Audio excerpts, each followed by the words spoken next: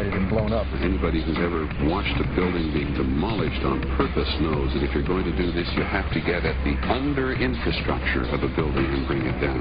The way the structure is collapsing, this was the result of something that was planned. It's not accidental that the first tower just happened to collapse and then the second tower just happened to collapse in exactly the same way. How they accomplished this, we don't know. The building collapsed to dust. You don't find a desk. You don't find a chair. You don't find a telephone, a computer. The biggest piece of a telephone I found was half of the keypad, and it was about this big. What happened to the concrete? The concrete was pulverized from river to river. There was dust, powder, 2-3 inches thick.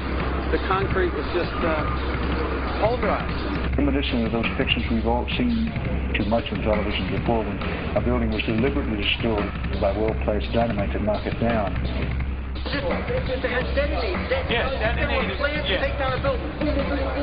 I heard a second explosion. There was a heavy-duty explosion. Then there was some secondary explosions and then the subsequent collapses. An explosion blew and it knocked everybody over. To me, it sounded like an explosion. It sounded like gunfire. Bang, bang, bang, bang, bang. And then all of a sudden, 3 big explosions. We heard a big explosion coming down. And then the entire top of the building just blew up. We saw some kind of explosion. By the force of the explosion. Big explosion. Blew us back into the 8th floor. Then we get to the lobby. This is big explosion. The lobby looked as though a bomb had exploded there. A huge explosion now raining debris. It's been a huge explosion. Huge explosion that we all heard and felt. We just witnessed some kind of follow-up explosion. We heard a very loud explosion. The secondary explosion at Tower 1 camp. That is another bomb going off. He thinks that there were actually devices that were planted in the building. Planted in the building.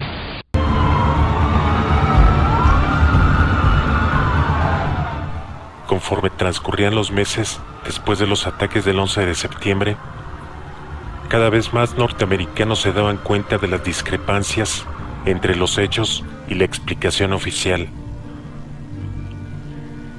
Al descubrir que la versión oficial no buscaba dar una explicación verídica de los atentados, sino crear un engaño, estos ciudadanos comenzaron a investigar por su cuenta, tratando de distinguir las verdaderas causas de lo sucedido aquel día, en medio de la telaraña de mentiras con que el gobierno rodeó esos trágicos hechos. Este grupo de americanos abarca desde profesores universitarios y científicos hasta exgobernadores, senadores, actores, pilotos profesionales, locutores de radio y gente común y corriente deseosa de encontrar una explicación a los asesinatos del 11 de septiembre. Fundando diferentes organizaciones para encontrar alternativas a la mentira oficial, esperan sacar al pueblo americano y al mundo en general del engaño de esta mafia. Transmiten su mensaje a través de sitios de internet, películas, libros y conferencias, por citar solo un par de ejemplos. Richard Gage, fundador de Arquitectos e Ingenieros por la Verdad. It's extremely important that we know the truth about this event because it served as the pretext for 2 wars, the invasion of 2 countries. David Griffin, autor de numerosos libros.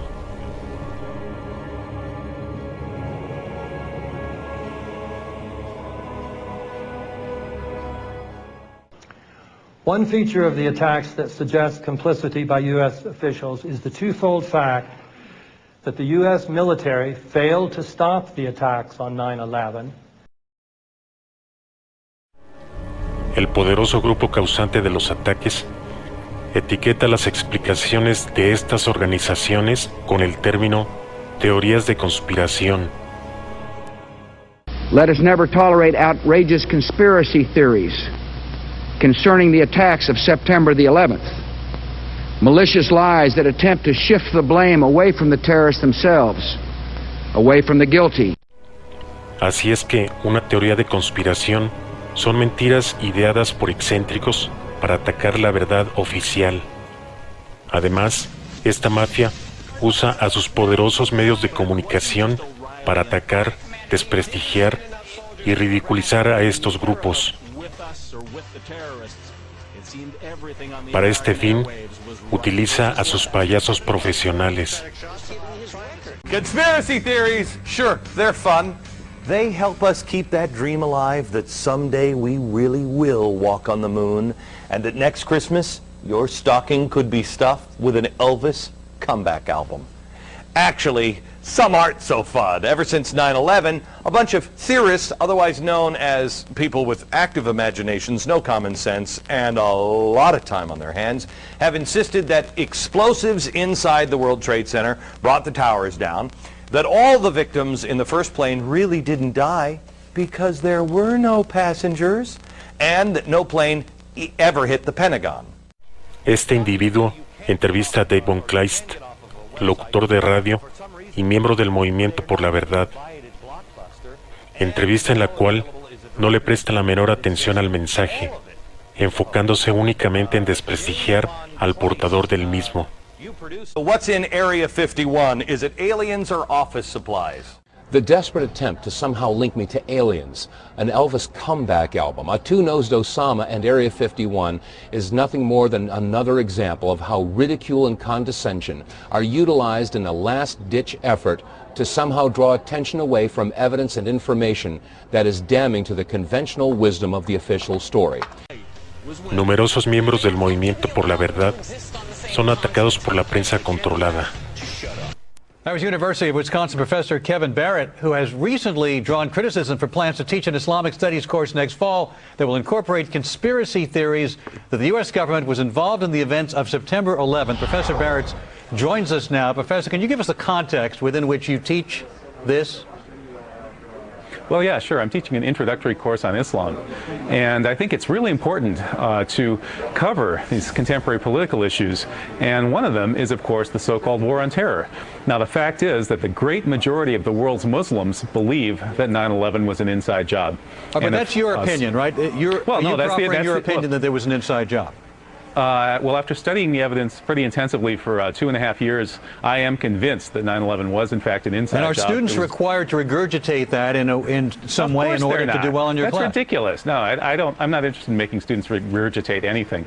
All right, Mr. Barrett, Sean Hannity here. Do you really believe that 9/11 was an inside job?